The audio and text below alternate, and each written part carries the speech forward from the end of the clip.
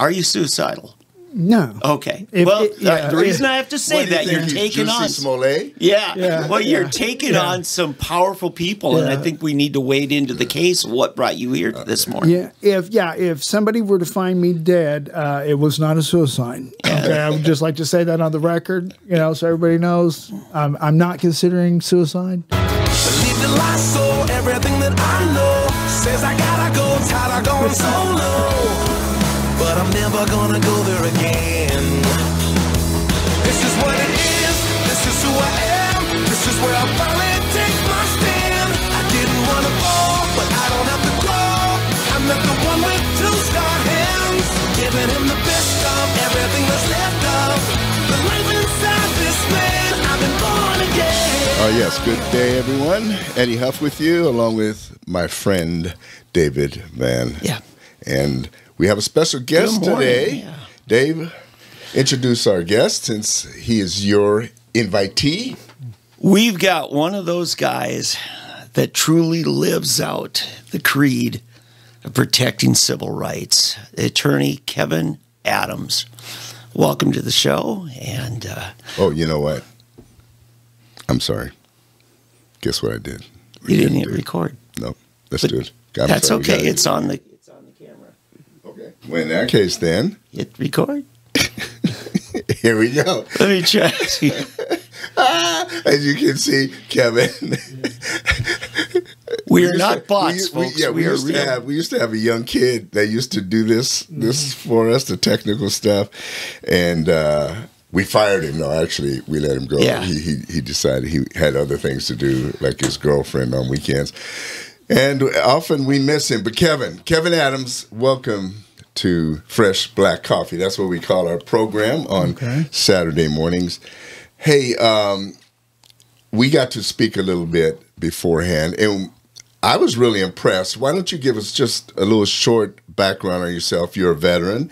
You were a Navy veteran, and you were discharged under medical reasons and so forth. And so why don't you just give us a little bit of background so people get to know who you are?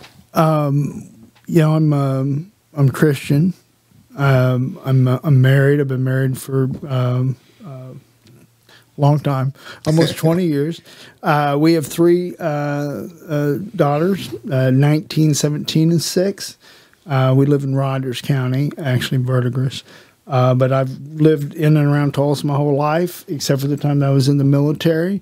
My father worked in a steel mill. One of my grandfathers was a sharecropper. The other one was a diesel mechanic. So I grew up around average people. Our kids go to public schools. Didn't want them going to private schools. And It's directional, so I want to catch your voice. Go ahead. okay, and I'm probably being kind of quiet. I can get loud though. I'll probably get loud later. Served in the military, got medically retired. The VA paid for my school. Went to junior college at TJC and TCC when I graduated. They paid for TU undergrad, and I'm still paying for the law school. Haven't paid my student loans off quite yet. Wow. So the VA didn't cover your... Yeah, they wouldn't cover the grad school part of it. That's the pricey part. Yeah, I'm the first one in my family to go to college. Much less any type of law school. Sure. I didn't grow up around these types of people. And You're a blue collar lawyer. yeah, I mean, I remember when I first got sworn in at the Capitol. Sure. And how proud I was to be a member of such an honorable profession. The bar. Yeah, and it's been a real disappointment to me over the years to figure out it's not so honorable, and it just, the criminal justice system, I've just been surprised. I've been disappointed, Now, there's some judges. In fact, you and I met a few years ago when Judge James Caputo was up for basically a retention vote. Yeah. And you came and spoke to a Republican group on his behalf. I did. I don't know that I would give the same speech today as I did back then. But, sometimes I disagree with myself. Sure. Sometimes it takes a while before I disagree with myself. Sometimes almost immediately after I say it, I disagree with myself. So, Dave has done that. yeah. One prominent thing we won't talk about. I right resemble that. Yeah. So, now. But not me. Not me. But yeah, I mean, you know, when I first started practicing law, I was real hard on myself. I was like, Kevin, you have to become more persuasive so you can convince these judges that some, not all, but some of these cops are lying. Yeah. After a while, I figured it out. Really? The judges know the cops are lying. Oh. What I have to persuade them to do is to actually care about it. And that's a lot more difficult to do, especially in state court when there's a lot of political pressure. Now, the federal judge is a different story. Okay, you go across the street to the federal judges, they're still irritated about the police corruption scandal that happened 8-10 years ago, or maybe more than 10 years ago. Yeah. I think they were quite annoyed that some of those officers had lied to them repeatedly. Yeah. But I think it really reverberated over there. But, you know, there was a judge out of Okmulgee, Ken Adair, who called down Tom Giuliani, the former DA's son, and issued a ruling. He was a police officer, issued a ruling that he was not trustworthy, didn't believe him. I don't know exactly the wording of the ruling. The state appealed to the Oklahoma Court of Criminal Appeals that affirmed it, and they ran him out of town. Wow. You know, and he's not a judge anymore. Well, let me ask you this. The town ran the judge out because he had a ruling against the police officer. Yeah. Wow. The police are powerful political force. Absolutely. Let me ask you this. Are you suicidal? No. Okay. The reason I have to say that, you're taking on Smollett? Yeah. Well, you're taking on some powerful people, and I think we need to wade into the case of what brought you here this morning. If somebody were to find me dead, it was not a suicide. Okay, I would just like to say that on the record, you know, so everybody knows I'm not considering suicide. Right. Yeah. Well, that's part of the reason I wanted you here, so that we have a record of what you have to say in case somebody's not there to advocate for the case you're working on. Yeah. Yeah, and I would like to say that this will probably be the most controversial podcast that we have ever had. Yeah, and people really need to take note of this, because it's funny. Some of the things we're going to get into, it won't be the specific cases, but things that I had been talking about on the Pat Campbell show years ago. It's been back in 2014, 13 through 16, 17, 18 are things that I'd been saying, and I was accused of being anti-law enforcement, which is far from the truth. Because, and I want to say this too about you, Kevin, because I know you, having been a veteran, and thank you for your service. I know you're a patriot. You love this nation. You love the men in blue. But until we clean out the corruption, we cannot honor. What did you say? Defend and to protect and to serve is what used to be painted on a lot of the cars, you know. And I always came up with the saying that it's more about to protect and get paid than to protect and to serve is what it kind of morphed into, which was sad. Yeah. And there are many cases, but I don't want to take up any more of your time, Kevin. So you had mentioned several cases and incidences that you believe are very important for us to know about. So why don't you, I'm going to turn this over to you and let you just tell us, plead your case. Well, the first thing that I have learned recently, I've heard rumors of it for years, is that the judge's retirement system is funded off of the court fund. Okay, so when a judge assigns a fines, a fees, a cost, or when a judge incarcerates somebody for not paying their fines, fees, and costs, that affects their judicial retirement fund. Oh. And you mentioned the Caputo issue. Yeah. I'm digging into this because of the challenging the pay structure on the conflict death penalty cases on this David Ware case, which is only $20,000 for first chair and $5,000 for second chair. I'm literally making less chair attorney. Yeah, per attorney for the whole case. Counsel, yes. And it hasn't raised since 1991. Oh, geez. It's not a fair system, and they don't want it to be fair, and I think it's unconstitutional. But in challenging the unconstitutionality of it, what you're running into is that if the judges required them to pay what they should be paying, it would take millions of dollars out of the court fund, which supports their retirement. Okay, so let me back up here a little bit. The David Ware case. Now, you're brought in on that. What is the David Ware case? David Ware shot and killed Craig Johnson, A police officer. police officer, and Officer Sarkisian. Zarkasian. I have difficulty pronouncing his name. And on June the 29th of 2020. And it's set to go to trial here on April the 4th. We're supposed to start the jury selection. But the problem is they only pay $20,000 for first chair and $5,000 for second. Okay. Is this for the defense or the For the defense. Okay, let me back up. Now, that's talking about public defenders. I didn't think you were a public defender. I'm a conflict public defender on this case. What is a conflict? So when there's a conflict between the public defender's office or the Oklahoma Indigent Defense System that's supposed to cover a particular area, then they'll get a private attorney to step in and defend the case. So one of the victims here, if you will, and you'll probably argue how much of a victim he is, it has a conflict with the public defender's office. Well, what had happened is, and they didn't put this in the record until I put it in the record, and Mr. Coonswater's upset that I actually had the audacity to say it, but he probably ought to get used to that. But the thing is Sergeant Johnson and his wife were estranged, okay? Yeah. And he was living with a young public defender. Oh, and apparently he was drinking so much alcohol with the other public defenders that they felt like it was a conflict for their office to represent the man that killed him. Yeah. And the issue is that, but it's also a conflict, by the way, to represent people that he had arrested if you had that close of a relationship with him, but nobody ever raised that as a conflict. Wow. But I digress. So she had posted pictures and stuff on Facebook with him, and him and his wife were separated, and they'd filed for divorce. And my understanding is they were about to sign the divorce papers. But then when this case happened, the local law enforcement, they start presenting this image out there like he's this family man, which loving husband. He got a divorce. People get divorced, right? Is living with another woman. Yeah, and they did not tell people when they were raising over $500,000 for the family. Yeah. And to my understanding is the girlfriend got nothing.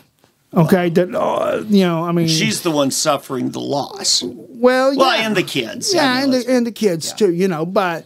Okay. And so that's the issue. So now that's how you got in the case. Good. Yeah. Judge Mussman, who's now at the Court of Criminal Appeals, he called me up and asked me if I would be willing to take an appointment to represent David Ware in this case. And I told him, I said, well, Judge, let me go talk to him and see if he's somebody I think I could get excited about representing. Defendant. Yeah, let me go talk to David. Or David Ware at the time. And I went down there and talked to him. And, I liked the guy.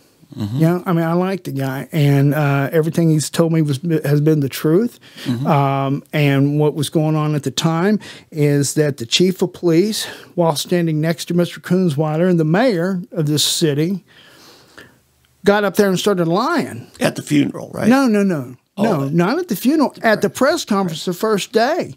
And they told people that David Ware walked over and stood over Sergeant Johnson 3 times and fired 3 shots like coup de grace, killed him, and then turned and slowly walked away. And that's a lie. Execution style. Yeah, it's a total lie. They did not tell people that Sergeant Johnson was kicking him like he was kicking in the front door. And when you look at the pictures of it, you can see how he's holding on to the door of David Ware's car to get that little extra impact. They don't teach you to beat people up like that in the police academy. You got to learn that on your own out on the street. Kicking him where? In the groin. In the groin. In the nether region. My goodness. And maced him, tased him, kicked him twice.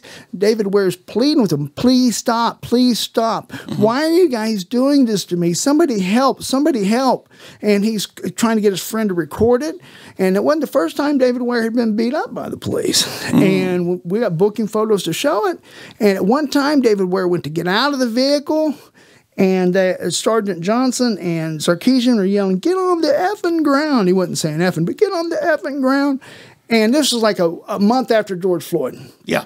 And David Ware's like, ooh, and he sat back down in the car. And then Sergeant Johnson tells Sarkeesian to turn off his body camera. Oh, my God. And Sarkeesian turns, you can see on the video, and he actually muted it instead of turning it off. Rookie mistake. You know, because Sarkeesian was a rookie. And that's when David Ware went for the gun. Okay. And he had been maced multiple times. In fact, he got maced about 5 or 10 seconds before he shot them. He couldn't see where he was shooting. His eyes are burning. He's just like this. And, you know, he defended himself. Okay. And was David Ware under arrest at that moment? They never told him he was under arrest. Never told him he was under arrest. Never. Then what were they doing with it? Is he being detained? No. He was, well, I mean, they wouldn't let him leave. It was clear from that because they'd tased him twice and maced him. Right. And what happened is Sarkeesian was coming down 21st Street, a little past Sutherland's there, between Mingo Memorial. Sure.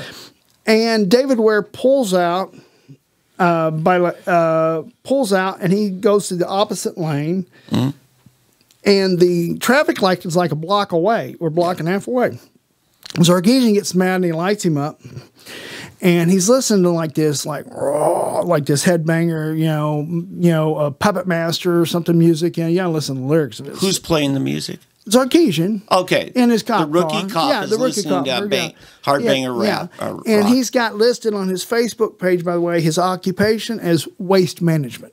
Oh, my God. Because some officers will say that they're garbage collectors, to serve and protect, but he's turned it into waste management. Yeah, well, there's a certain segment of a garbage class, that they don't feel like deserve the same constitutional protections as the rest of us, That's your assertion. That's my assertion, and his assertion that he's in waste management, But anyway, so what happens is he pulls him over. David Ware can't find his license because David Ware just hit the jackpot at Hard Rock, and when you do that, they come and they take your number. And I got the footage and everything. Let me back up.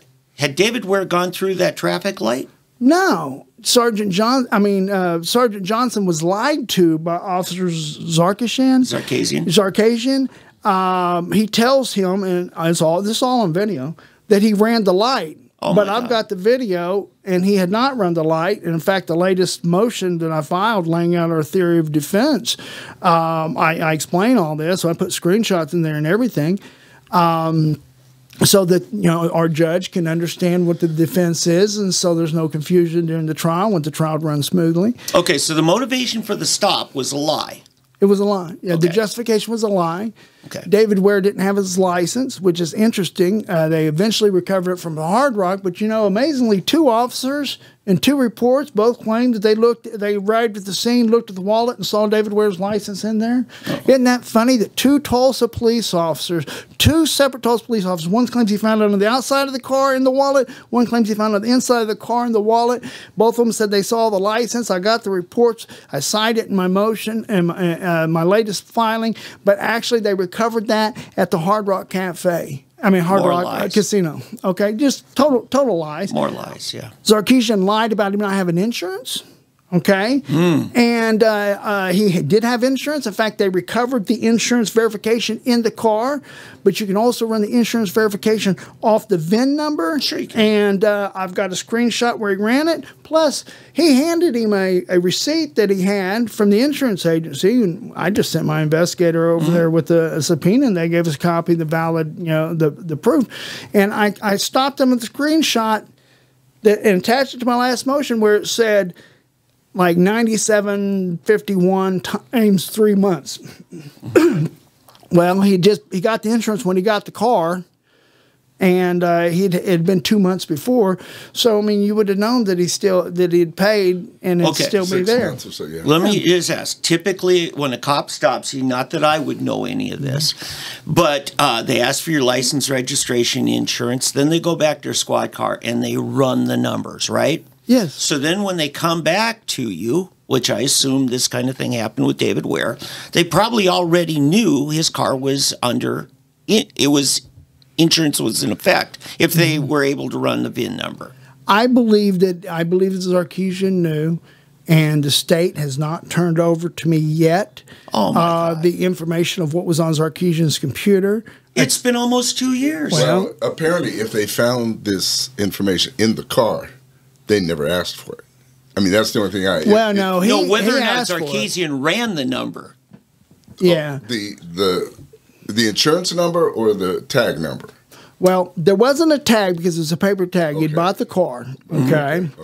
And so when he saw the title that Ware had not transferred over yet, and he says, "Does that have the VIN number on it?" Yeah. He goes, "Give me that too." Okay. And then I got the screenshot from his body camera where he ran it on the computer. You can see him holding it right there on the computer. And also, Ware gave him a piece of paper from the insurance company, but he didn't have the right date on it. Okay, and he couldn't find the actual verification, which they did find when they processed the car was actually in there. All right, Kunzweiler, our district attorney, has had 21 months to give you the report of what did Zarkeesian run on the computer system, and he still hasn't, and you're bound over for trial. Well, I mean, I filed a motion to compel. It probably would have got there earlier if I'd have pushed it sooner. I'd subpoenaed the Oklahoma law. They call OLETs, and they basically sent me somewhere else. But I'd also issued a subpoena to the sheriff's department, and the district attorney's office filed a motion to quash, claiming that I shouldn't be issuing third-party subpoenas. So I thought about it and said, you know what? They can get it for me. You guys don't want me issuing third-party subpoenas? I got the Sixth Amendment right. It states evidence. Yeah, and it states, so give it to me. That hasn't been ruled on yet, but I can prove it whether they give it to me or not. Yeah, but, I mean, David Kunzweiler, same, you swear an oath. David Ware. I'm sorry, yeah. Don't disparage my client like that. Yeah. Kunzweiler, sorry. Kunzweiler pledged an oath when he entered office to protect the Constitution, to honor the Constitution, which includes a right to a fair and speedy trial. But if you're withholding evidence, you are dragging your feet trying to prevent a faster, speedier trial. I go with you there, but honestly, it's small potatoes. I don't know if that's a fair criticism. And there's so many fair criticisms of Mr. Kunzweiler, I wouldn't want to engage in an unfair one. Well, I say that because on your website yesterday morning, you posted the entire defense argument for him. You put it out there. That's not done. No, I've never done it. But the thing is look, I'm not. There's no trick plays here. I'm coming straight up the middle, and this is what I'm arguing, and this is the truth, and I'm going to tell the truth, and I'm coming straight for them. And it's my understanding. I filed a motion not to politicize the death penalty, which Steve Kunzweiler has a history of doing. And why would he do that? To get reelected. Oh, is the election coming up? Yeah, it's an election. That's right. Filing's in 3 weeks. They're going to have to stop the trial so that Mr. Kunzweiler, and I think probably Mr. Gray, I hear he might be running for judge, can go to Oklahoma City to the state capitol to register for re-election, okay? And I think it's politicizing the death penalty. I asked them not to do it.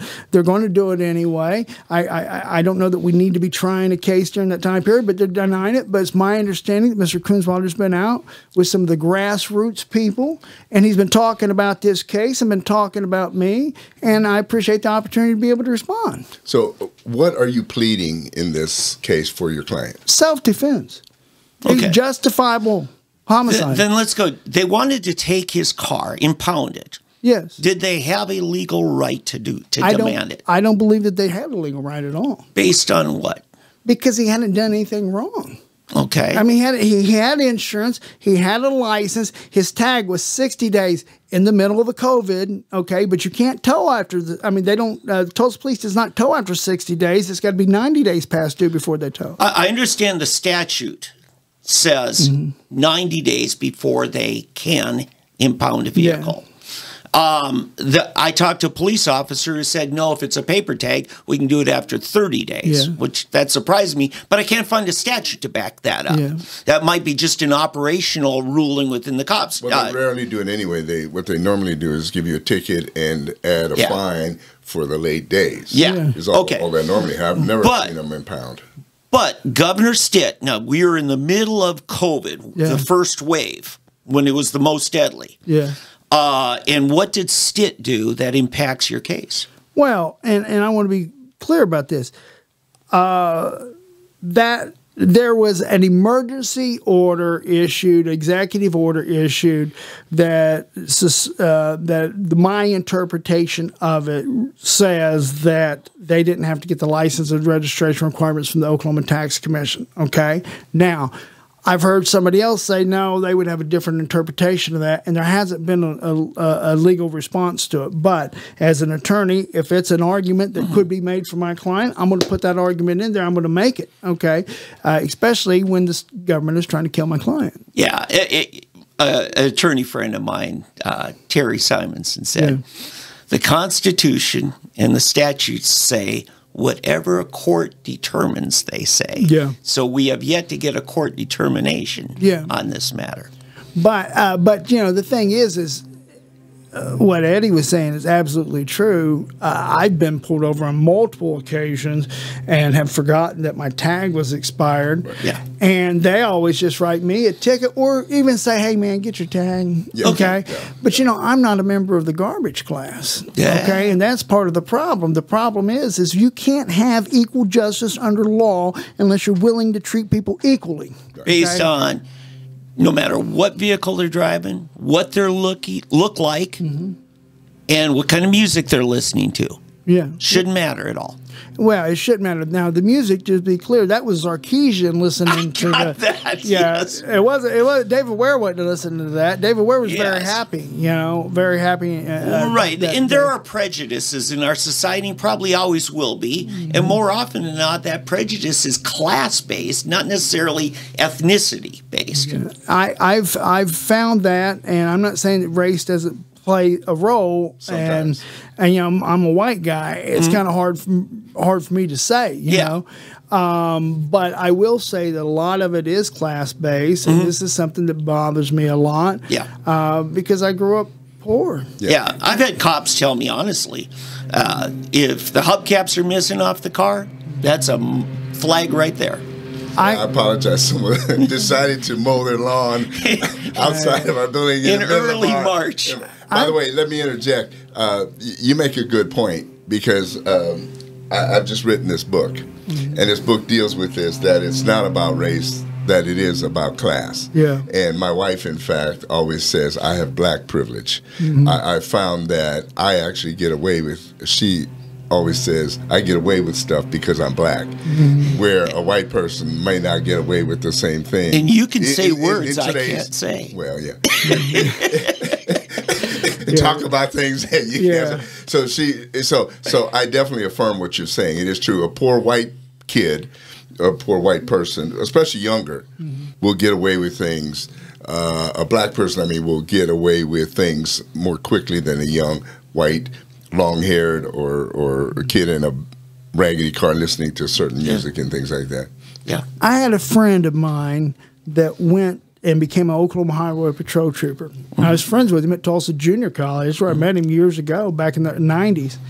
And he went through their academy, and what those officers were taught down there when he went through was dirt bags drive dirt bag cars. Yeah. That's what they teach some of these officers. And to have somebody like Officer Sarkeesian come straight out of the academy and he's posting on his Facebook that he's waste management, what are we teaching our officers there at the academy? We should not be teaching them that. Some people are just poor.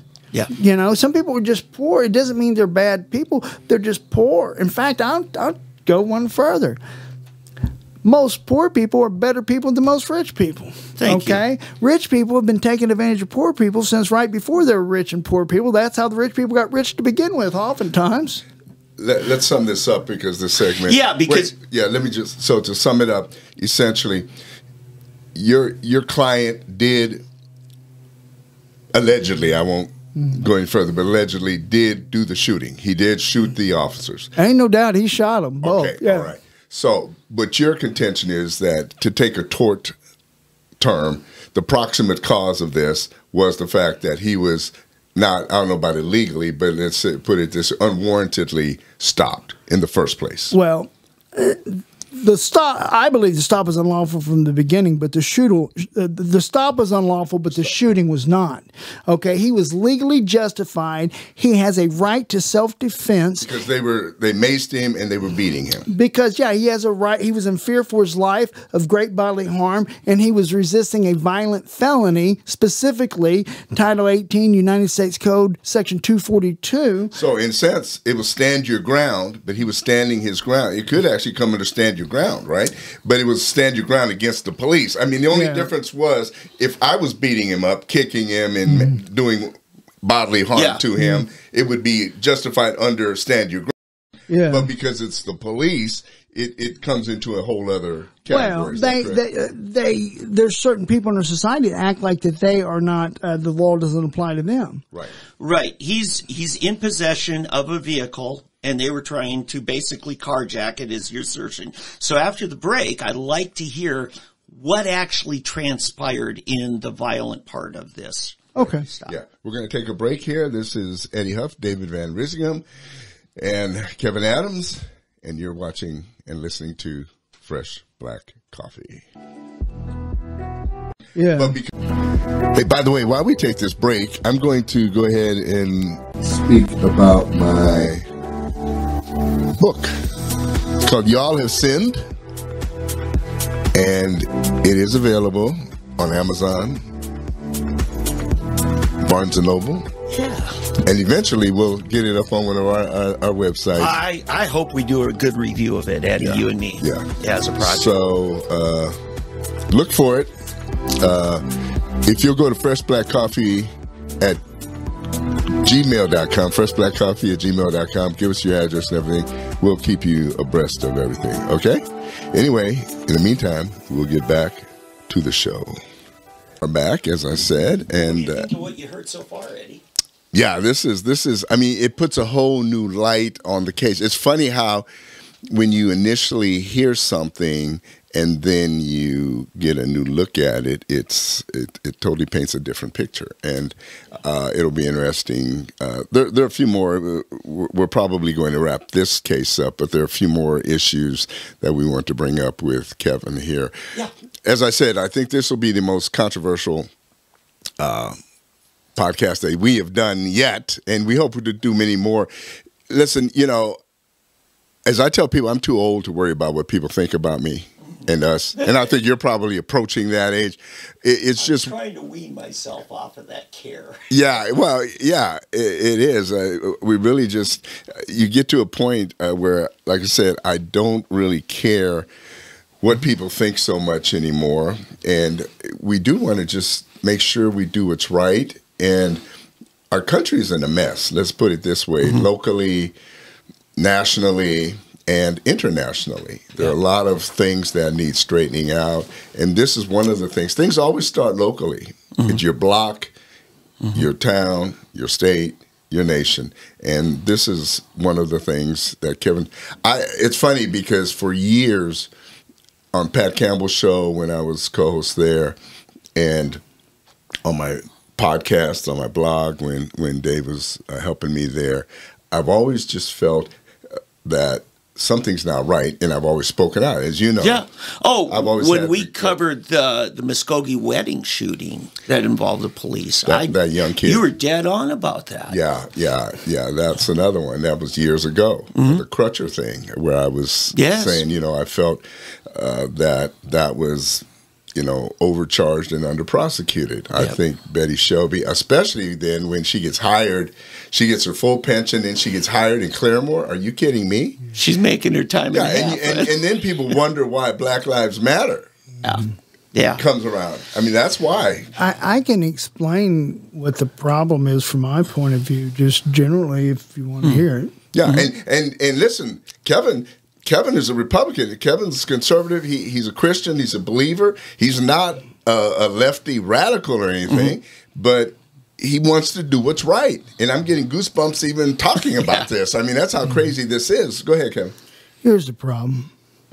The problem is, and this first started occurring to me what the issue was when I watched the police corruption scandal, the first one. with Harold Wells and those guys. I watched about 70-80% of that trial. About how far back was this? 2010. Okay. And the Henderson case, I got subpoenaed as a witness, so this I was a couldn't be bunch there. of the black officers back then, wasn't it? No, this was Jeff Henderson and Yates, Yelton. Yelton, Yeah, who was acquitted. Yes, Yelton was acquitted, and Harold Wells that went to federal prison and stuff. And I'll tell you, from what I've learned, I was pretty hard on Henderson at the time, but from what I've learned about some of these judges down there, I feel a little bad about it because while I still do believe he was guilty, was convicted of, and more, he's not as corrupt as some of the other corruption going on there. But I'm digressing. But here's the point. Here's the problem. The problem is this: when you call somebody a bad guy, okay, that's a comparison. Okay, what you're actually saying is he's good, and he's bad, and I'm good. Yeah. And if he's bad and I'm good, then whatever I do to catch him is justifiable in your mind. Exactly. Ends justifies the means. Which, by the way, is the theme to every Hollywood cop movie that you ever saw. Sure. And so the worse your good guy is, the worse you have to make your bad guy in your mind, or it won't balance out. Yes. That's why the character of the bad guy in Dirty Harry is so crazily bad. You could take the Dirty Harry character and make him the bad guy if you put somebody on the other side of him as good. But what they're doing is more insidious and it's more dark, okay? What they're doing is they're cutting ties with the external reference, which is the United States Constitution, Bingo. okay? Yes. And they're becoming a reference in and of themselves, where they're protecting and serving, it becomes protecting the brotherhood, which is what law enforcement has become oftentimes, protecting each other, and you protect your brother even when they're wrong, okay? And the serving part of it is us serving them. Okay? Yeah, you become a clique, tribalistic about it. Yeah, it's us versus them. Yeah. Okay, and this is the problem. We have to have an external reference. Yeah. Okay, and that reference, the brilliance of the United States Constitution is the separation of powers. Yes. Because the founding fathers knew that people have a tendency to become tyrannical, which is the sin nature of man. Yes. Okay, and they were trying to create a constitution that separated the powers where one group could not completely take over. Yes. Okay. Yes. But what happens is, and partly because of the local media, especially in places where you have bad media or where you don't have good media, to flush this out and shine the light in there, what happens is when it comes to criminal cases, these people start beating their chests about, hey, I'm here to protect you. We're here to protect you. I hate to tell you, the people that talk the loudest about how they're here to protect you, or they're oftentimes the people you need to protect you from the most. Yes. Okay, they're the real threat. Okay, because they get you to let your guard down, and that's the problem. These people do not believe what they claim to believe, or they would not act the way it is that they do. Okay. I want to back up to something now that you bring this up, and that is this whole issue of Mr. Kunzweiler.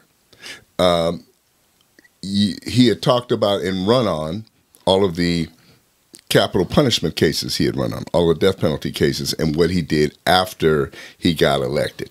You said he had run on the fact that he had prosecuted all of these death penalty cases and what he did. Could you explain that? Okay, and I lay this out. I filed a motion not to politicize the death penalty. It's on my website. It's on the filings. It's filed public record. But Steve Kunzweiler... Where'd you file this motion? It's filed in the public record in the Ware case, and it's on my website. It's public record. And I used Tulsa World articles. Yeah. But Steve Kunzweiler filed the request for 6 death penalty requests before the last election in 2018 over 5 separate cases. He campaigned on being tough on crime. He actually said at a campaign event that he's the only DA that's taken a death penalty case to trial.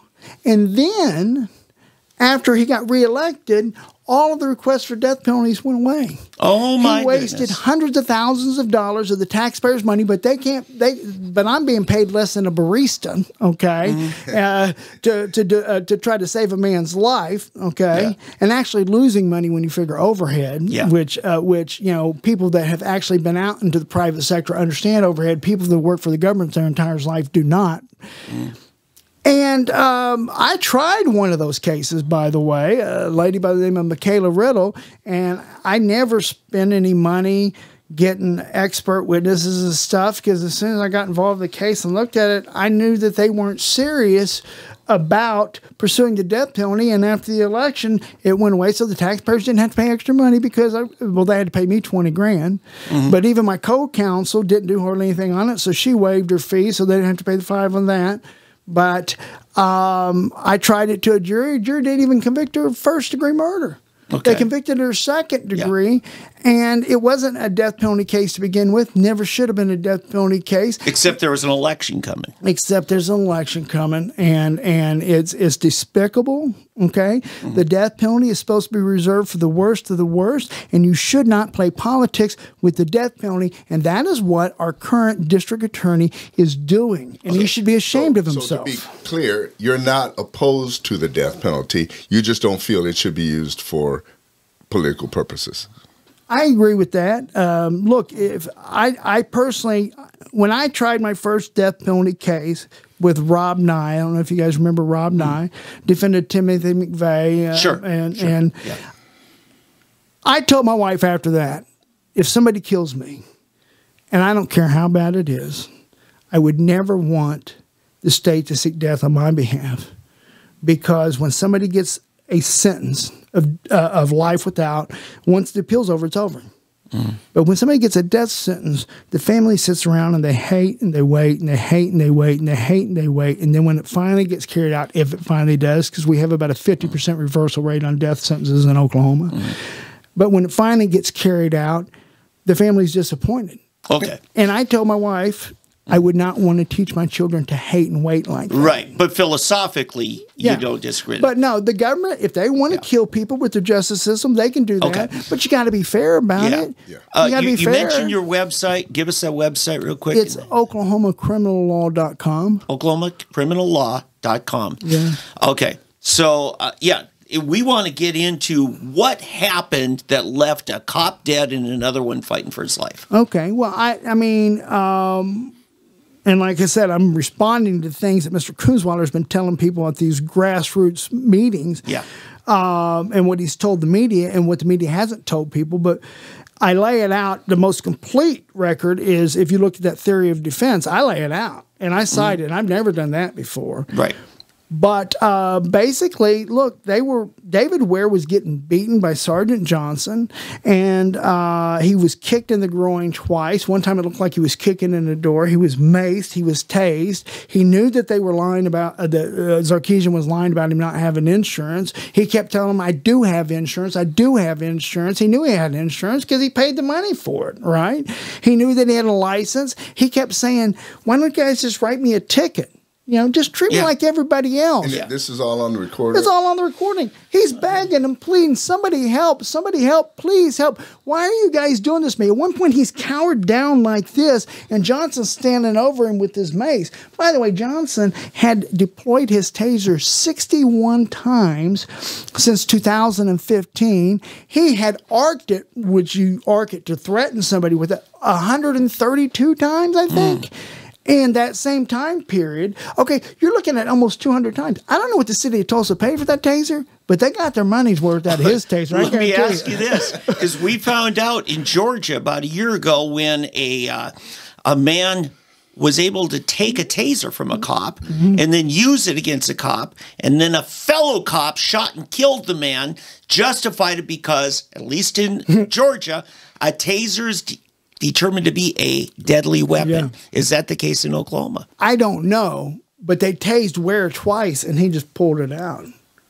He just pulled it out. What I'm saying is, I don't know whether David Ware had taken that taser and shot the cop with the taser, would the cop have been justified to kill him? Okay. You're asking, that's two different questions. Okay. You're off it. This is him. This is David. Okay, but I'll answer your questions both ways. Legally, I don't know what the ruling would be. Yes. In reality, you're dead bang on it. Okay. Yeah. Because the truth is if you kill a police officer, at least this district attorney is going to try to kill you. Yes. Okay. Whether you're justified or not. Yeah. But if a cop kills you, they're not even going to charge him. Okay. That's what we because we found. have a two-tiered justice system. More often than not, that's the case. And the only reason he charged Betty Shelby is because he was scared of Al Sharpton. Okay, Al Sharpton was coming to town. They boarded up the Quick Trip at 15th in Denver. They were calling people into the hospitals, and then he didn't even let the police department finish their investigation, and he rushed out and charged Betty Shelby. He did rush. It was very fast. Yeah.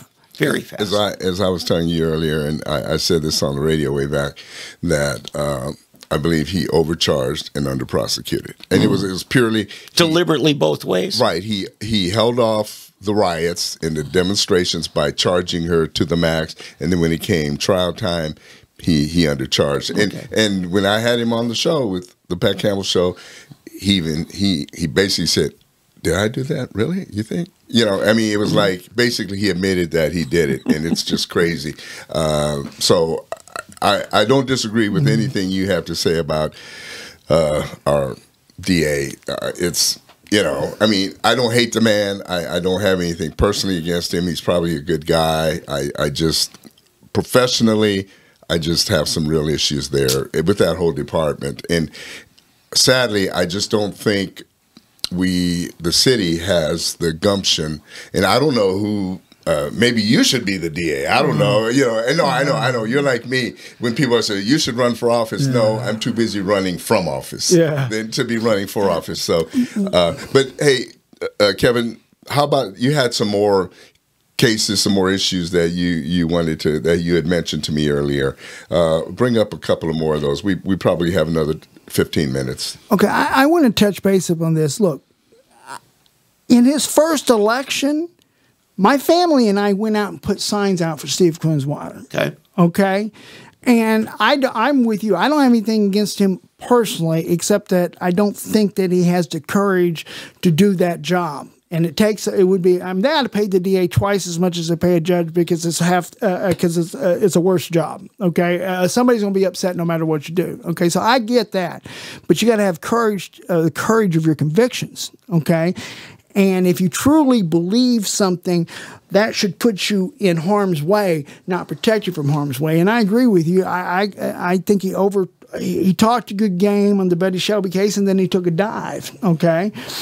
But it's also a problem with the lack of leadership in that office. And I don't know, I'm not in their little clique, but there have been multiple people have talked about how there's district attorneys down there are all sleeping with each other, or not all of them, but they're sleeping with each other. You have multiple affairs coming out of that office.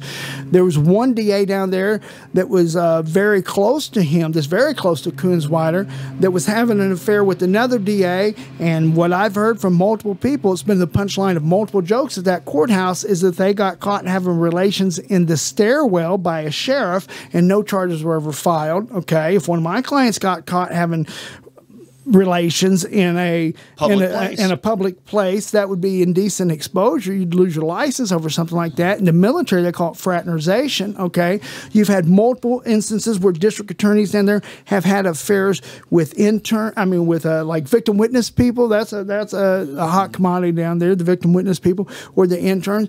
You've got a couple. You got bosses having affairs with their underlings that they're supervising. And look, how can we have this group of people that are supposed to be passing moral judgments on other people engaging in this immoral activity themselves? Okay, so I got to ask you on this, whether you agree with me or not.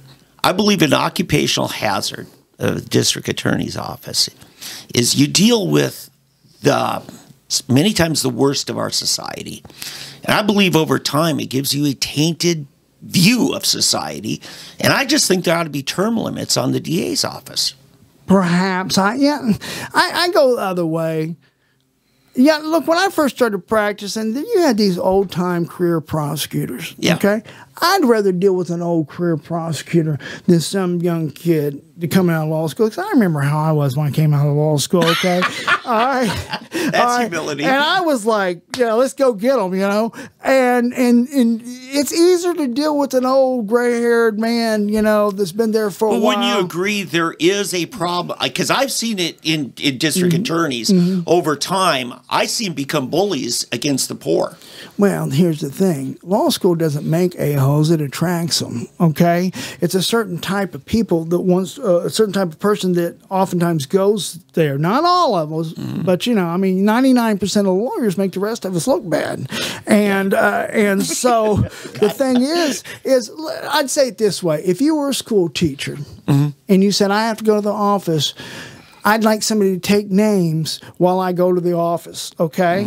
The kid that raises his hand may not be the one you want doing that job, okay? Okay? There may be something in that kid that he needs to fulfill, some itch he needs to scratch, okay? And it's the same with law enforcement, too. It's almost like you ought to have to say, you're a good guy, you're going to be a law enforcement officer. And don't get me wrong, I have law enforcement officer friends. I won't say their names because I wouldn't do that to them because I'm not a popular guy to be friends with in the law enforcement community. Yeah. There's just a judge down at the courthouse when I walk in, he goes, there's the most unpopular man in the town. Well, that's why I asked you, are you suicidal? Because you're really taking on the beast here. Now, on the other hand, especially when it goes to this point of the governor's emergency order saying cops do not enforce. I already have a problem with cops being used as tax collectors because that's what happened with David Ware. They were collecting a tax. No, it's not. Right, but that's not their job. Let me tell you what happened with David Ware. What happened with David Ware is it was a training exercise. Sergeant Johnson was teaching the rookie how we treat people from this garbage class when they give us a hard time, when they give us lip. I've had two officers, I won't name their names, that did not know each other, and I didn't cross-contaminate. I didn't tell one what the other one said. They watched a video for me, and I asked a question, why did Sergeant Johnson not do something? And they both told me essentially the same thing. Right, but he was under the guise of collecting a tax. Yeah, but it was an excuse to do to him what they wanted to do. Yeah. And one officer said he was just letting a dog chew on his bone, and the other one said he's just letting a puppy with his new chew toy, okay? He was teaching him how to, what they did to people, contempt a cop. Okay, basically, it was a contempt of cop case, and they were beating on David Ware, and it got to the point that he was in fear for his life, he was in fear for his own safety, and this tragically happened as a result. But we have a right to defend ourselves against abusive government. If you don't believe that, look at the first 10 amendments of the Bill of Rights. That's what it's there for, to protect us not from criminals, but from the government. Yeah, and the people wrote Which it. brings me to another side of this whole thing, and that's the media. Yeah. One of the big problems that we have in our country right now is a media that is quick to jump to one side, and they're always going to jump to whoever is the most popular side of an issue. Right now, I won't go to the national situation. We know what the popular side is there. But let's say locally, it's our local law enforcement. And they're going to take the side. So, for example, I mentioned you're coming into my wife and what we're going to be talking about. And she says, oh, yeah, I remember that case. And, and I asked her. And, of course, she got it from the news. Sure. I got it. When you brought it up to me, oh, yeah, that guy who killed the cop and injured the other one, and it just wakes me up again. It kind of smack to tell, wow, that's totally different from my impression that I got from the news. And here's a short version of everything, the Cliff Notes version of what I got. This guy was stopped for a traffic stop. He fled. They caught him. He gets out of his car and shoots two cops. One dies. One is seriously injured. Right. And they got this big collection of money for these poor deceased. For his wife. Right. And all of this stuff. These poor innocent officers in blue, and my checks have, support the blue, my checks and all this. And so And now hearing this, it just, whoa, man, you know, how did I, but it's because everything we've heard on our news stations, on the radio, every time you turn around, it was a totally different story from what we're hearing now. How do we change that? Can we change that? Is that even possible? Who advocates for the other side? And now listen, I know there are bad people out there. You know there are bad people. You've probably had to defend bad people that you know, oh man, you know, I'm going to defend you, but you deserve anything you're going to get, right? Yeah. So, but we have still got to be to the point where the law is the law, justice is justice. We've talked about the Bill Cosby case. Bill, no, he's not the best moral person. Donald Trump is not the most moral person on earth, right? But as Jerry Falwell used to say, he was not running for pastor. Yeah. Right? He was running for president of the United States.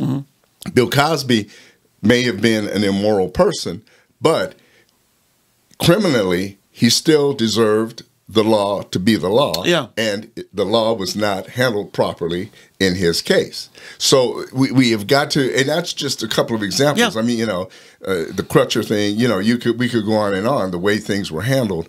So somehow we have got to get to the point where we're able to look beyond what we're being fed by the media, local and nationally. And I don't know, is there a way, is there a channel to be able to, like, how can we look at things more carefully? Is there a way?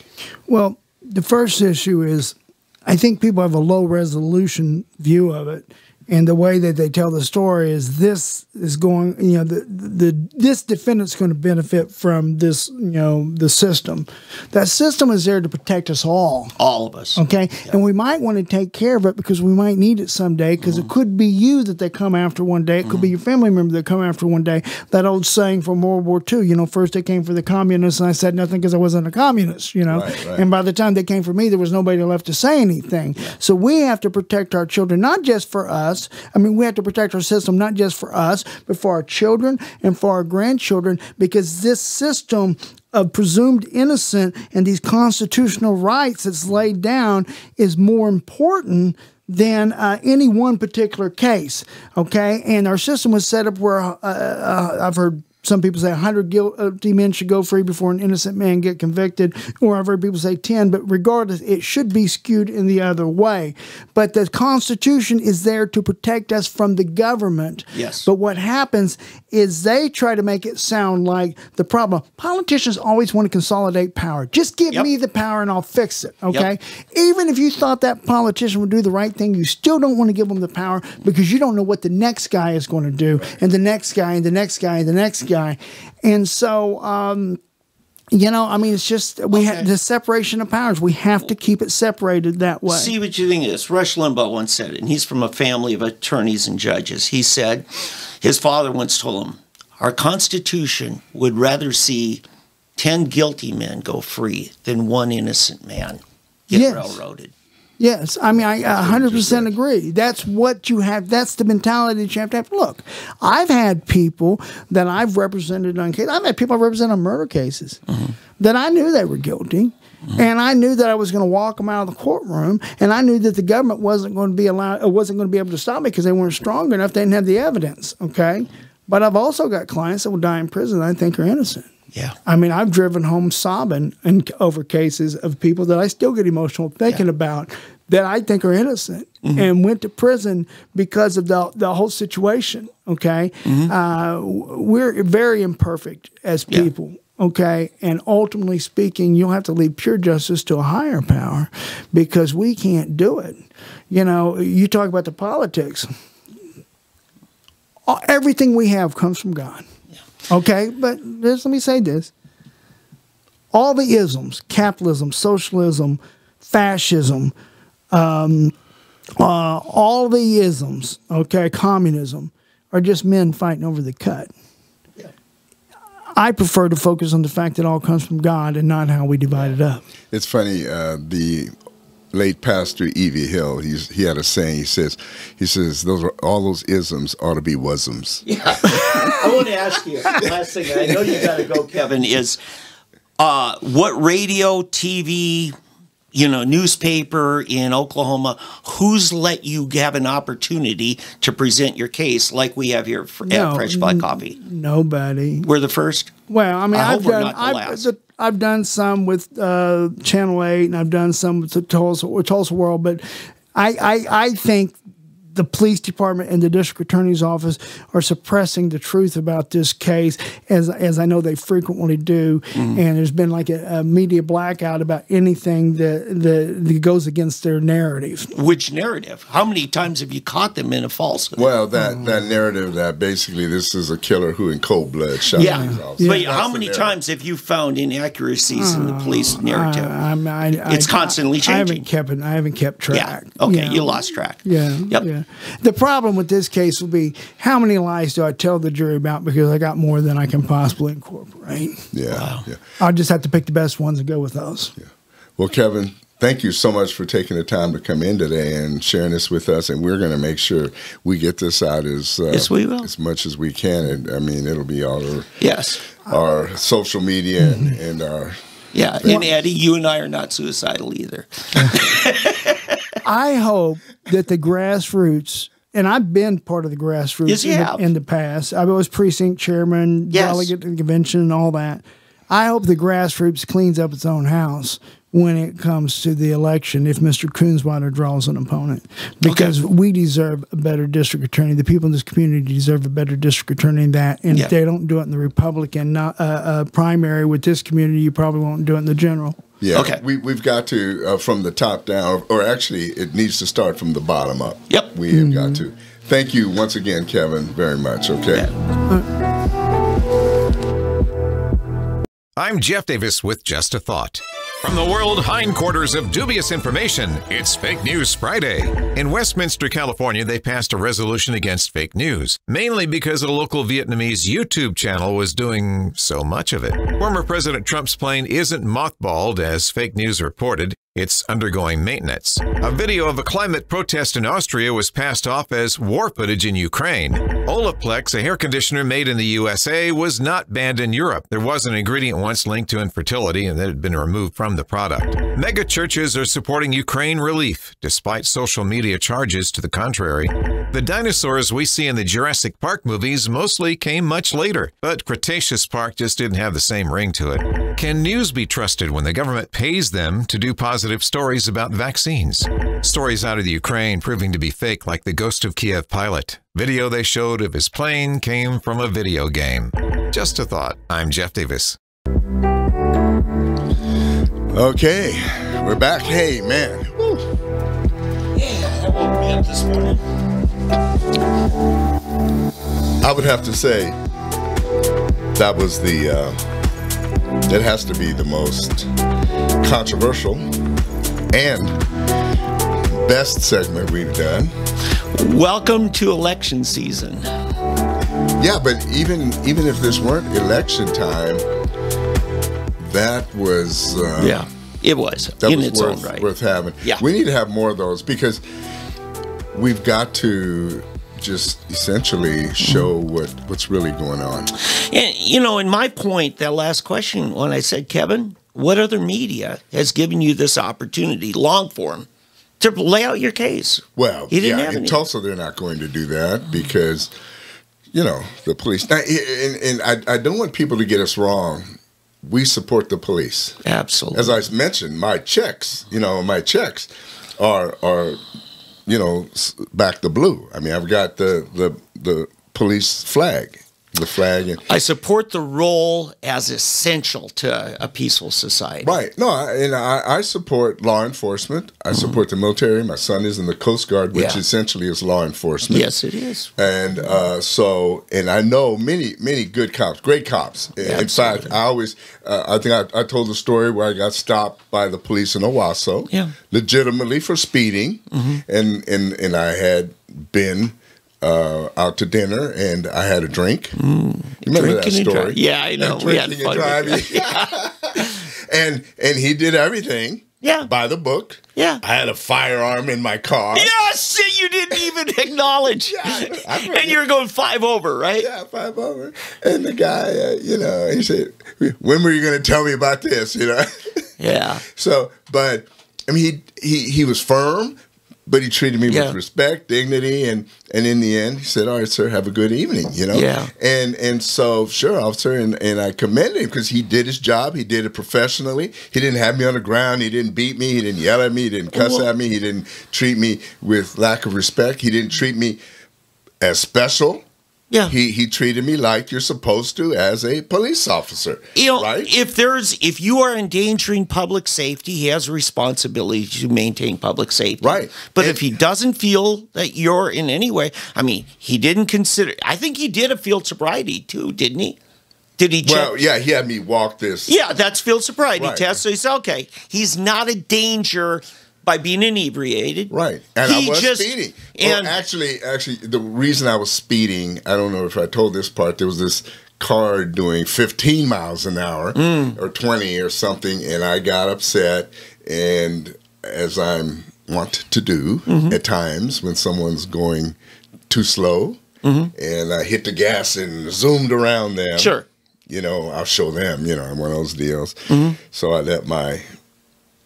Yeah, but you Stuff told to the me. officer you assumed it was 40. He said, no, this will watch. No, I did. I did. 'Cause 35. In Tulsa, it would be 40 miles an hour Yeah. on a major. Yeah. And so once, he said, no, it's 35 yeah, here. He understood. And you accepted. You didn't argue it. You didn't complain about it. Right. So you thought, okay, now that he's informed, he'll probably go 35 like we want him to. Yeah.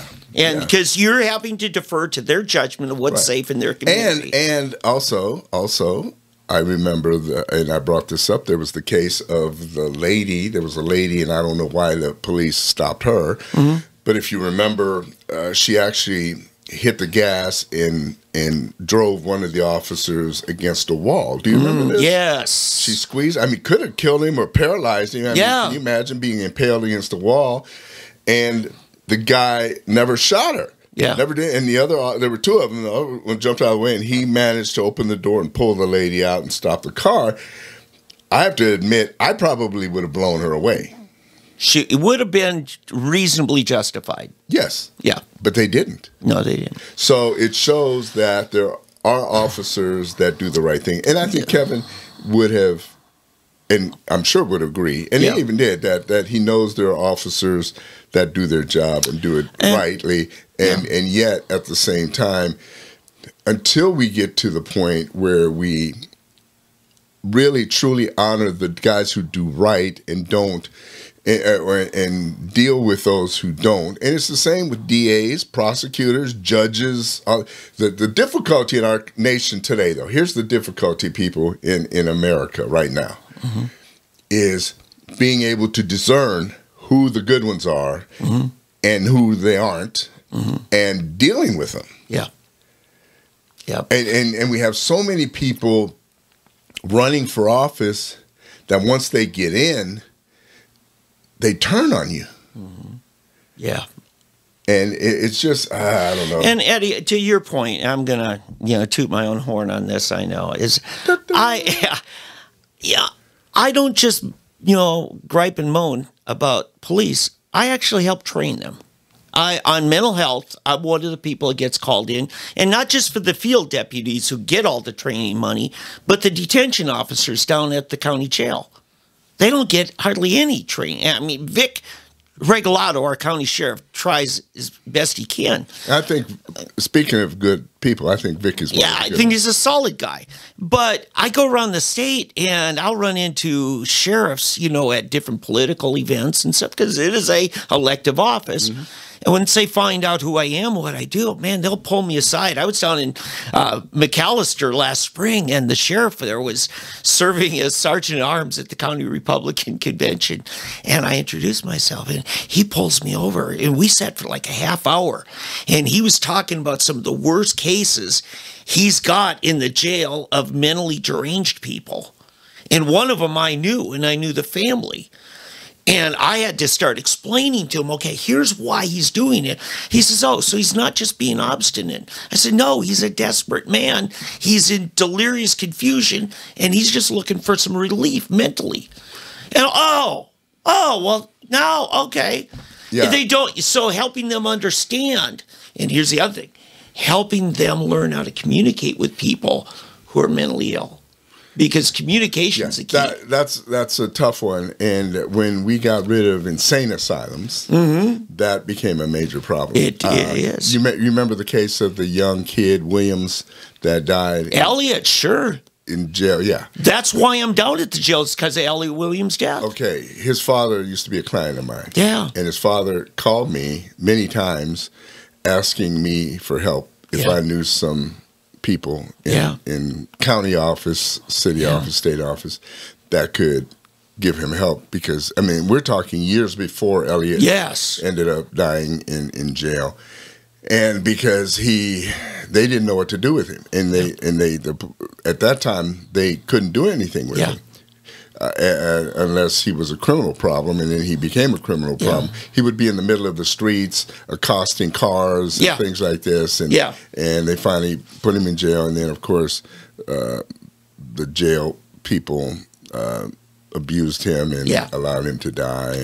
And listen, terrible situation. So it is a problem. It is a problem, and it's funny because in thinking they're doing right, because there was abuse in mental institutions. Oh, sure. But instead of fixing them like we're fixing the VA, okay, instead of fixing the mental institutions, there literally, really, and I think you would agree, there really should be state-run mental institutions, mental hospitals. There is a fraction, about 10% of what there used to be. Right. There should be more. Oh, yeah.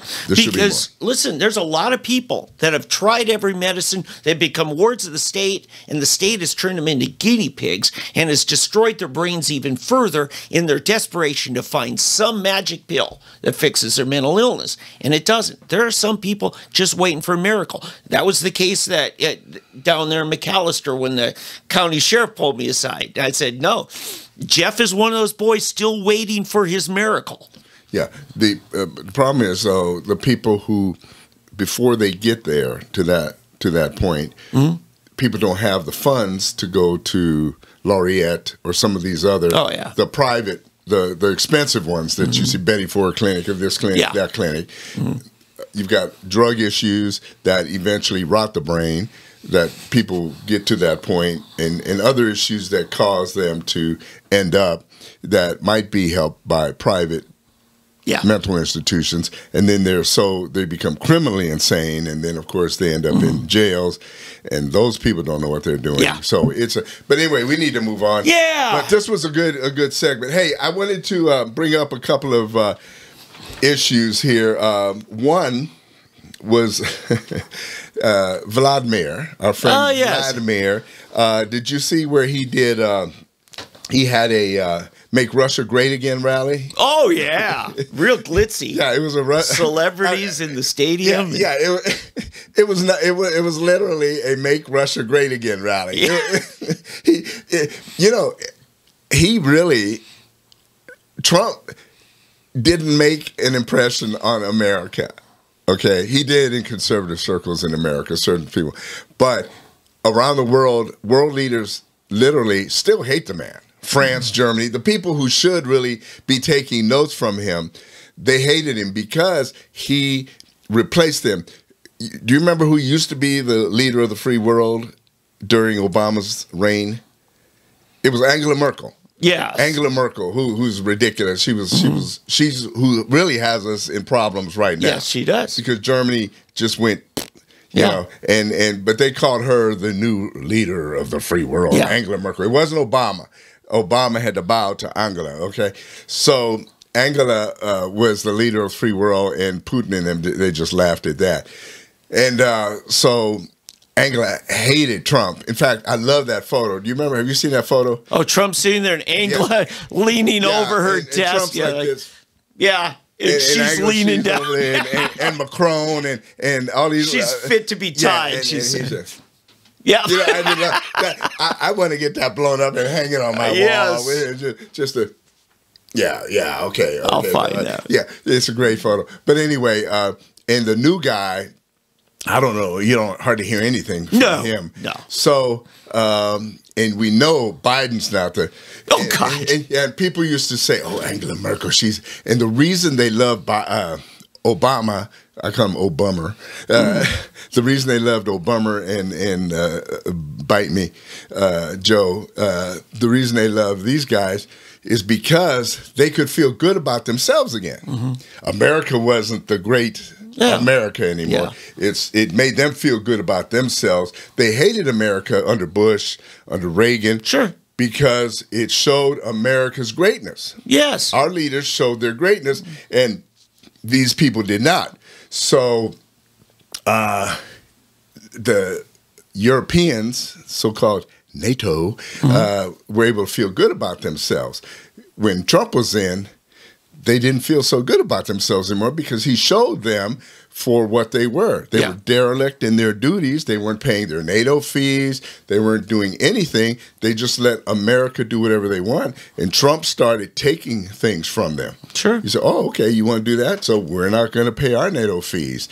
We're not going to protect you. We're going to move our military bases. We're going to do this. We're going to do this. Mm-hmm. And all of a sudden, you don't want to do your fair share? We're not going to do our unfair share because we were doing too much.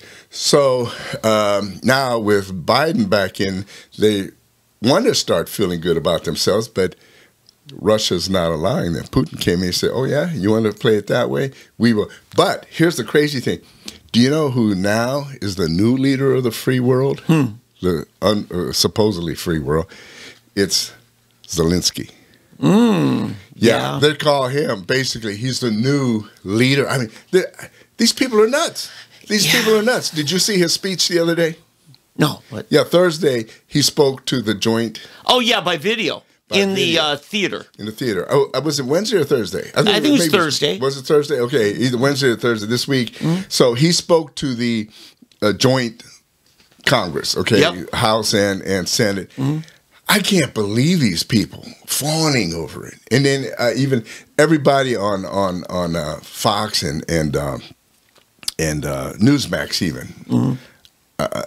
I just can't believe it. Oh, it was a stunning speech. It was blah, blah, blah, blah. I wanted to gag. It was so contrived. He was just, I mean, in the video, I mean, I'm thinking, are you serious? I mean, he's showing buildings being bombed and this and shot and shot. It was like a DNC production or something, Yeah. And I'm thinking, this is ridiculous. Why are you? And then, of course, you've got Nancy getting up and saying in Ukrainian, the translation, glory to Ukraine, glory to Slava Ukraina, Slava Ukraina, and with her, and I'm, oh my goodness, and then Zelensky he makes his little speech, and remember this, he's an actor, people, he's an actor. When Ronald Reagan got up and made a good speech, they said, well, he's an actor, he's an actor. This guy gets up, he was a comedic actor. He wasn't even that good at one, but all of a sudden, oh, it's the most wonderful. Now, get this. He's in a war. He's in a war, and he won't give up. He didn't want to have peace talks. He doesn't want to give in, yet they want to nominate him for the Nobel Peace Prize. Now, how do you nominate somebody for the Nobel Peace Prize who's not ready to make peace? I mean, that doesn't make sense. It should be somebody from the outside that comes in and makes the peace, right? You would think so. Isn't that what you would think? I would think so. But, for any leader of a country to protect the liberty and autonomy of his own nation, you can't criticize that. It may not mean... For a peace prize? No, you have to separate it out here. He may not be playing the role of a peacemaker, but he's a defender of his own people. Okay, that may be one thing, but let's separate issues. Right. Okay. Yeah. Yeah. I'm not saying nominate him for bravery or this. Yeah. Or this. No, the Nobel Prize has lost all credibility. Peace Prize. Yeah. Yeah. They've lost all credibility. Right. Okay. When they gave Obama the Peace Prize before he even got in office. Right. Yeah. They should have given him the peace of something price. But Yeah. but no. But I'm still not convinced on Zelensky. I have to, I'll tell you what's happened to me. Okay, it's like I'm reverting back to the '60s, Eddie Huff. Okay. My name used to be C.B. Edwards. Is that III. right? Yeah, cold-blooded Edwards III. Okay, that was my radical days, and it's crazy. But I am going back to my anti-government days. Yeah. My radical. Your idealism. Yeah, my anti-government days. Thank you. I just don't trust. I don't trust these people. Yeah. You know, I was against Vietnam. I'm against Ukraine. Yeah. Not the people of Ukraine. My heart bled for the people of Vietnam. They were getting killed and blown away and this, and I was thinking, wait a minute, there's got to be a better way than this. Yeah. And as we talked about last week, I want there to be peace in Ukraine. I want these little children being blown away and killed. Surely the people, look, we look at Russia, okay? You look at Belarus. You look at any country under Russia right now. I don't see those people suffering, do you?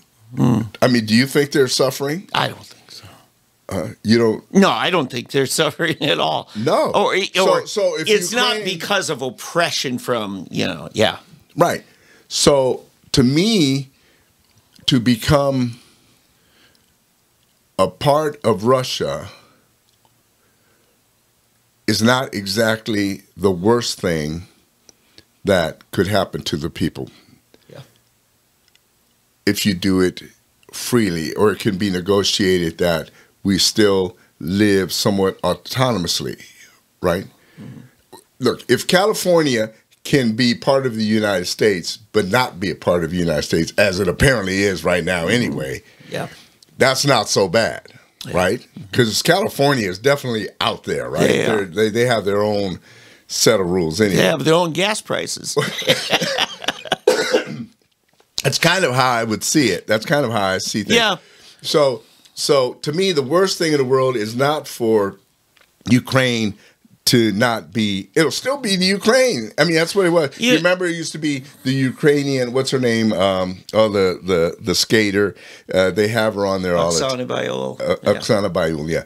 And so she was from Ukraine. Yeah. So and so's from Belarus. Yeah. The Belarusian.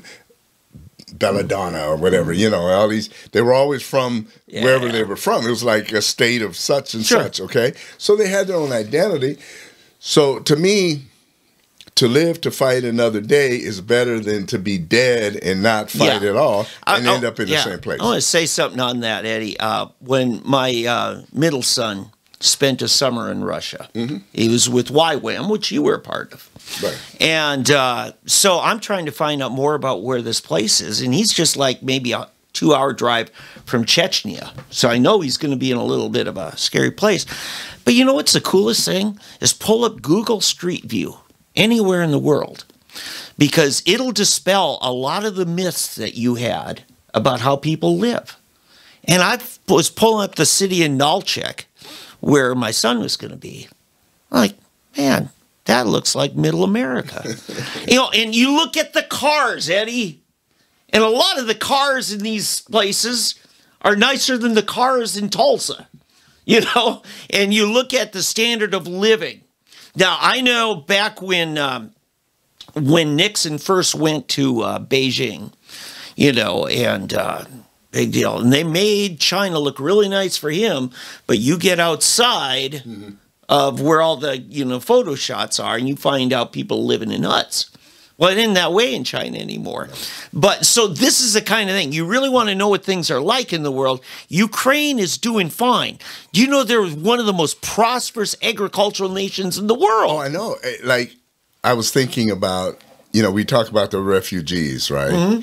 When I was telling my wife, when I see these people fleeing Ukraine into Poland, into Hungary, into Czechoslovakia and all these places, or the Czech Republic or Slovakia, I look at their clothes. And they showed one scene where they were in like a train terminal area. Right. Every last one of them has a cell phone. Oh, yes. They're all sitting there on their phones. Yes. They're all texting. They're all doing this. They all have these nice thermal jackets on with stocking caps. And yeah, this isn't Fiddler on the Roof. No, we're not talking India. We're not talking Nigerian refugees. I think of East Africa. You know, and I'm thinking, you know, people, I'm sorry, but in some ways I have to agree with Joyless Reed. You know, Joy Reid, I have a lot of issues with her, and she's not a friend of mine. Let's put it that way. I'm no fan of Joy Reid, but in some ways I think she's right. Would we be as upset about, let's say, Ethiopians, Congolese, for example, when do you remember when the Rwandans were being killed? Yeah, that's slaughter. We lost over a million people were just slaughtered and everything. Did Bill Clinton send anybody in there to stop that? No, nobody stopped that. Nobody cared. We didn't They hear came about in it from for the a week. Congo. Yeah, nobody. You know, if you send him to the Central African Republic, you know, CAR. Nobody's going to care. That truly was a genocide. Oh, it's truly a genocide, you know. And so far, as I've heard, more Russians have been killed in this conflict than Ukrainians. But yet, it's this dire thing. Why is it such a big deal when you got probably more people die in India every day than are dying in Ukraine, or, you know, more people are dying in Africa every day from different things? Now, you can make it what you want. If you want to diss me, get down on me because, oh, you have no heart. No. Do what you want to do, okay? Because you're misinterpreting what I'm saying. What I'm saying is, why are we so upset about Ukraine? Why are we so bent on sending armaments, airplanes, you name it, to Ukraine when there are other issues that are so important and people dying all over the world that we could and should maybe be helping? Yeah. Right? What's the Boko Haram in Nigeria? Stealing little children, burning little boys. Yeah. Burning little boys. Are we sending troops in? I mean, we could send in the 1st Armored Division. We could send in the not just the SEAL Team 6, send all the SEAL teams in and just wipe out Boko Haram, right? Yep. We could do that, but we don't do it. Yet, for some reason, we want to send and get involved in a shooting war with Russia. Yep. See, these are things. See, I'm very conservative, okay, as you know, okay? But at the same time, I want to be real, people. I want to be real. Why are we ready to get in a war that may start World War III in Ukraine? But we're hesitant. We don't want to throw our considerable weight into there. Venezuela, we could easily go down and use the Monroe Doctrine to get rid of the leader of Venezuela. Yeah. I mean, we could easily do that. Trump could have easily. Trump could have anybody. You know, Biden could do it now. Even before Trump. Yeah. Obama could have done it. Yeah. But we're not going to do it. No, I think these wars are a diversion. I think it was intended to be a diversion. I'll tell you what else it is. Yeah. That industrial-military complex. Industrial complex, because it's more money. Oh, huge money. We can make more armaments. We can ship them there. Sure. Let's send them that. We can do backstock. We'll make more, you know, General Dynamics, all of those armament carrier manufacturers can make more, send them. So we got to keep it going. So anyway, that's all out of that. Biden calls Putin a war criminal. You saw that? Yes, I did. That was so silly. He's at some event, and a girl asks him, President Biden, is President Putin a war criminal? No. Then he walks off. Yeah. And somebody says, hey, that was a bad answer. You better go change that. So he runs over. And then he comes back. What was that you asked me? Was he a war criminal? Yes. Yeah. I mean, come on. I mean, it's ridiculous. So anyway, Russia responded to President Biden calling Vladimir Putin a war criminal by insulting him for his irritability, fatigue, and forgetfulness. Yeah. Top Russian presidential spokesman. This is not Babylon B, is it? No, this is not Babylon B. Yeah, This is reality. Yeah, the spokesman Dmitry Peskov said Russia sees and hears the statements Biden made and considers them a personal insult to Putin, but he won't take it seriously, according to TASS. Bearing in mind Mr. Biden's irritability, fatigue, and forgetfulness, which eventually results in an aggressive aggressive statements, we will possibly prefer to refrain from making any strong comments so as not to trigger more aggression. Ooh, that's a dig. Yeah. It's a Biden called Putin a war criminal Wednesday for invading Ukraine in response to Fox White House correspondent Jackie Heinrich's question. He then said Putin was a murderous dictator, a pure thug who is waging an immoral war, while speaking at the Friends of Ireland luncheon on St. Patrick's Day, Thursday. And so he said, I would say that it's not in our interest for Iran to acquire nuclear weapons, and Russia is a member of P5-1, was what Jennifer Psaki said. She responded, so that is the pursuit of a deal that is our interest. So they were questioning her later on about why are we still working if Biden's calling him all of that? Why is he doing that? But yeah, it's crazy what's going on up there. I don't think they really know what they want to do and what to do with this situation. They're trying to walk that thin line between love and hate. They don't know what to do. They're being pressured on one side by one group. What I find interesting too, though, is you have the Democrats who are so ready to get us into this. Yeah. And the Republicans who the ones in office, let's put it this way, the ones in office are the ones who are trying to join them so quickly. But you have people, your more conservative Republicans are trying to say, don't do this, don't do this, don't do this. Have you noticed that Tucker Carlson, a lot of your really conservative people are becoming public enemy number one for their stance. It's an anti-war stance is really what it is. The new anti-war group has become the more conservative group. Well, really that always kind of has. I mean, take Pat Buchanan. Was always, considered an isolationist, and a lot of libertarians, Ron Paul, Now, that's not to say all libertarians. Barry Goldwater was a war hawk. Yeah, Rand too. Rand as well. Yep.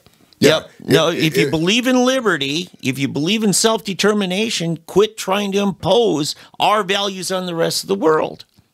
Yeah, and here's my big thing, Dave, and I shared this, probably saw it on my Facebook page. Where are Germany, France, Holland, Belgium, you name England? Let them do. They're closer to them. Yeah, it's true. Let them stand out. That's true. Once they move, once they do their thing, then we will join them, right? And that's right. Yeah, I'm just getting going. I know it. I'm just getting going. I may do my own thing when I get home. I'll do an hour of my own at the hypocrisy I see. Yeah. But no. Hey, thank you, everybody. It's been good to be with you. David, thank you. And we'll see everybody next week.